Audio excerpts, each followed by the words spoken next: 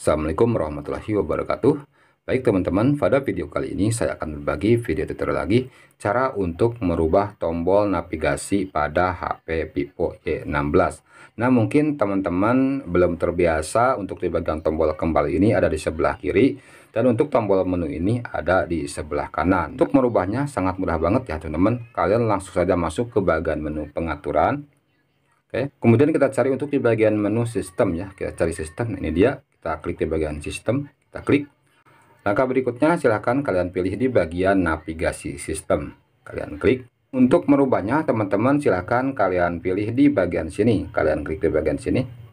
Oke, sekarang kita pilih di bagian sini. Kemudian selanjutnya kita kembali. Kita tes. Nah, maka sekarang untuk tombol navigasinya sudah berubah ya. Jadi ini adalah tombol kembali ada di sebelah kanan.